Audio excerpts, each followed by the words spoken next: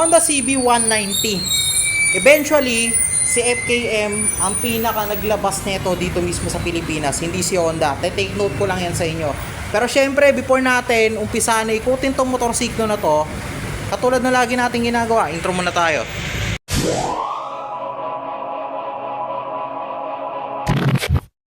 Honda CB190R. So syempre, latag muna natin yung specs.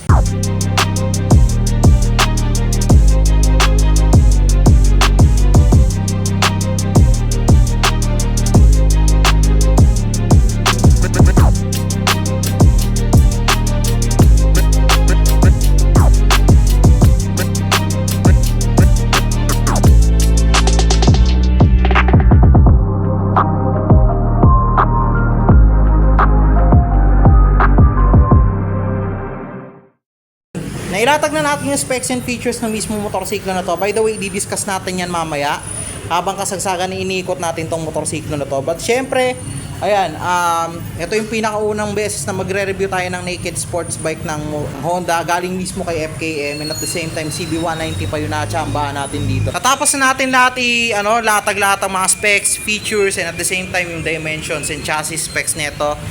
Syempre, simulan na natin yung pag-iikot para dito mismo sa motorsiklo na to.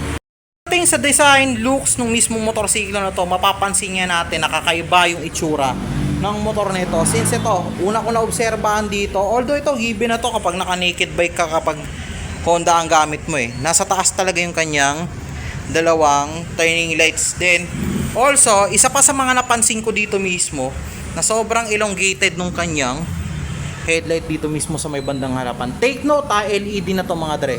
LED na to. Medyo elongated yung itsura ng kanyang headlight dito mismo sa may bandang harapan. And at the same time, mapapansin natin mabuti na napakatulis ng actual na design nung mismong head cowling tsaka nung mismong headlight niya dito mismo sa may front. Ayan, especially, isa to sa mga napansin ko na sobrang kakaiba para dito mismo sa motorsiklo na to. Papapansin din natin na yung suspension nito dito mismo sa may bandang front is ginagamitan na ito ng inverted suspension para dito mismo sa bike na to, since naked sports bike nga ito. Then mapapansin nga natin mabuti na tama lang yung haba ng fender niya sa likod, sakto lang para sumapunong lahat ng dumi na nanggagaling sa gulong papunta doon mismo sa engine bay. Wala kasi siyang belly pan cover dito so yun lang yung nakikita kong disadvantage niya para dito mismo sa motorsiklo na to, kasi naka-expose yung elbow ng exhaust tapos yung kanyang chassis dito sa baba. Yun lang ang pinaka nakikita kong disadvantage dito. Pero well then, maganda yung nakikita ko pa lang dito mismo sa may bandang harapan, since ito pa naka disc brake na rin ito with Nissin dual piston caliper na rin, indicated na rin. And take note, yung pinaka braking system na ito is naka EBS na rin or naka anti-lock braking system na rin. So in terms of stopping power, katulad din ng CBS na diniscuss ko last time dun sa Pyro, is maganda na rin yung kayang ibigay na stopping power ng mga gantong klase ng braking system na naka-indicate para dito mismo sa motorsiklo na to. So na signature ng isang Honda bike or Honda motorcycle na madalas nating makikita sa mga sa mga model nila or mga units nila, digital instrument panel pero medyo may kaliitan, especially dito mismo sa bike na to. Ayan, ilagay ko na lang mismo yung actual na itsura ng kanyang instrument panel dito mismo sa may bandang taas nung video natin. Tapos mapapansin din natin mabuti na naka-clip on na rin yung kanyang handlebar dito mismo sa unit na ito. So bukod pa dyan, punta muna tayo sa pinaka right side controls ng motor. Ayan, itong right side controls ng motor is indicated na sa kanya yung kill switch, headlight switch, and also pati na rin yung kanyang electric start button or electric ignition button. Tapos yung kanyang left side controls naman is meron naman siyang high beam and low beam with matching passing light, turning light switch, tapos yung horns. Tapos ito pinakakaiba dito mismo sa motor na to, meron siya naka-indicate na hazard pero nandito nakalagay. Ang kulit, first time ko makakita nito. Tapos andito yung actual na gas tank niya para dito mismo sa motor na to. Ayan since naked bike to, ang ganda din ng pagkakaulma at pagkakadesign netong tangke niya dito mismo sa may bandang harapan. Ayan, so ito yung actual na gas cap niya. Ilan to? 1, 2, 3, 4, 5, 6, 7. Naka 7 volts siya na cap dito mismo sa may bandang harapan. Then ayan, dito mismo sa actual na design, mapapansin nga natin na napaka nito, Sa itsura pa lang, mapapansin na nga natin na napaka-aggressive ng ating nanomotorsiklo na to. May pagkakawig nga sa isang bubuyog o parang sa hornet, kumbaga.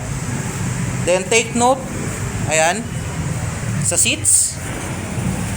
Ayan, sakto lang din naman ang lambot. Since medyo may kanipisan nga lang din siya, kasi gawa nga ng naked sports bike po ito.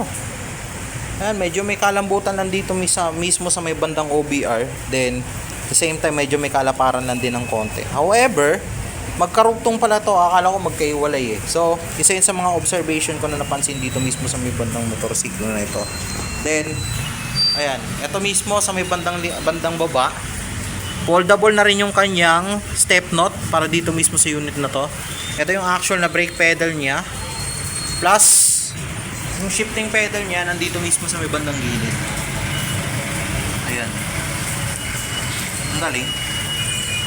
Meron na rin tong available na side stand tsaka center stand para dito mismo sa unit nito. Take note. Ayan. Tapos, kung papansinin natin mabuti, isa pa sa mga nakapagpadagdag ng sports aggressiveness na stance netong motorsiklo na to is yung kanyang monoshock suspension sa may bandang gitna. Ayan. Medyo naka-uplift to. Kaya tendency medyo may kataasan yung likod nito ng konti, which is saktong-sakto lang din talaga para dito mismo sa ganitong klase ng motorsiklo. Lalo pat tayo, ito is naked sports bike nga naman na category. Tapos ito yung pinaka stock pipe niya. Tapos yung kanyang swing arm. Ang ganda ng pagkakaulma at design. So, syempre, expect na natin matibay na material ang ginamit dito mismo sa unit na to. Sigurado na natin kagad yung quality para ng mismong chassis niya para dito mismo sa bike na ito. Then, isa pa sa observation ko is yung kanyang brakes, which is itong nasa rear brake niya is naka disc brake na rin with single piston caliper na rin dito mismo sa may bandang likuran. Tapos nakanisin din yan, katulad din nung nasa harapan, nasa front. Then, ito medyo may kalakihan ng konti yung gulong nito. Ginagamitan pa nila to ng radial type ng radial na brand ng gulong. Then, meron tong actual size na 140 by 70 by 17 dito mismo sa may bandang likuran. Mapapansin nyo mabuti, may kalaparan to. Halos kasing laki na rin to ng gulong ng Sigma 250 ko. Then, ang ganda lang din. Ang ganda din ng mismong gulong netong motorsiklo na to. Kung kanyang tail light, syempre naka LED na rin yan. Tapos ganun din yung kanyang turning lights. Ayan, may pagkamatulis din yung part na to dito mismo sa kanyang tail light. Tapos ganun din dito mismo yung design niya dito mismo sa may bandang fender ng mismo motorsiklo na to. Take note, may naka-indicate na rin na plate light yan dito mismo sa may bandang fender niya, which is para mas ma-focus mismo yung pinaka plaka ng motorsiklo na to dito mismo sa may bandang likuran. Netong gulong dito mismo sa front is nasa 110 by 70 by 17. So, both sides tubeless na po ito mga dre. Expect na natin yan sa isang Honda unit. Especially kapag gantong klase na gulong na ginagamitan na rin ng wheel mags. Napaka-sharp and aggressive nitong motorsiklo na ito.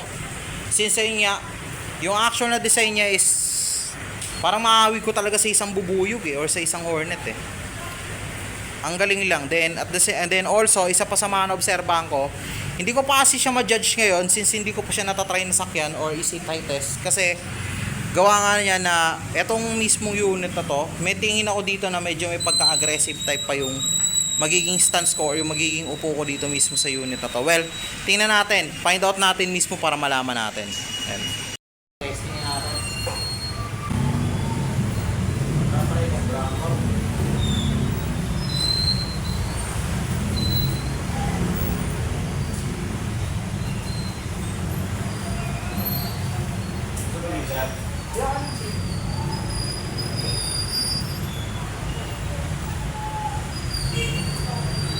Grabe, pakaramdam ako medyo magiging mataas to.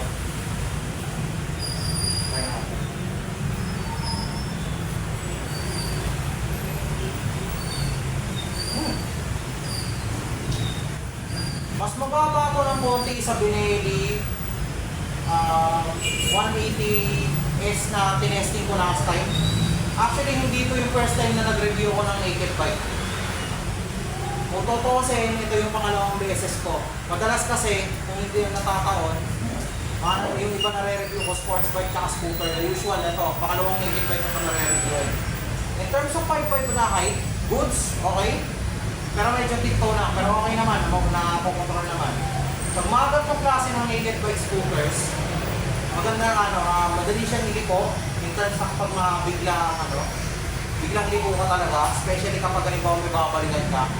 Hindi na kung nag-iwan ka sa bahay nyo or what, sabihin na namin somehow nakalimutan punta na kailangan mong balikan. Isa yun sa mga magagandang bagay na advantage ng naked bike since madali silang iliko talaga compared to sa iba pang mga units na katulad ng mga sports bike at the same time. Mga feelings scooter. Kasi ito kumbaga malaki ang turning radius ng mga ganitong klase ng bike. Then also, hindi ako nagkamali in terms of stance nung mismo pag-umuho. Medyo upright ako ng konti. Pero somehow may pagka-aggressive pa rin naman. Nakatulong din yung tip ko na handle pa rin dito na medyo may katakasan ng konti. Kasi bakit? At least kahit mapasok na adjust din na medyo pumakas-taas pa ng konti after na riding stance ko dito mismo sa konti. So, isa sa mga bagay na na magustuhan ko dito bukod sa mga scooters ni KM is yung kanilang booster bike na pulser. Then also pakita rin ito isang to. So, kung ako mismo, pauwas kayo, baka isama ko sa mga list ko na gusto kong makuha dito sa mga. Bukod dun sa pulser bike natin, saka dun sa MTX. So, kung sa akin lang, based on yung mismo sa pagkakawas ko. So, yun.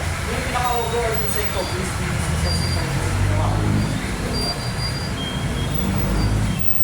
grabe, parang pang Street Fighter.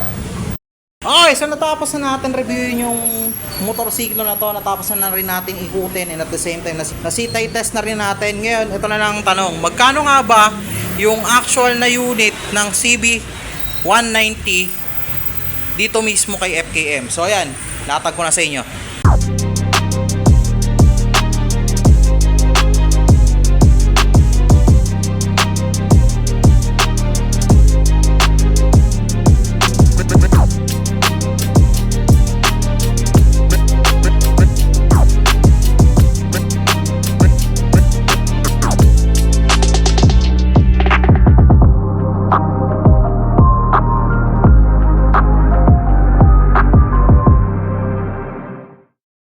Madre, mapapansin nga natin na mabuti na halos malaki na nga talaga yung agwat ng presyo na itong motorsiklo na ito, and at the same time dito mismo mapapansin natin na mas pinamura na nga itong unit na ito. So ayun, hanggang dito na lang muna tayo Madre. Stay tuned, have a great day ahead, keep safe and ride safe always. Jobs out, ingat kayo palagi. Thank you.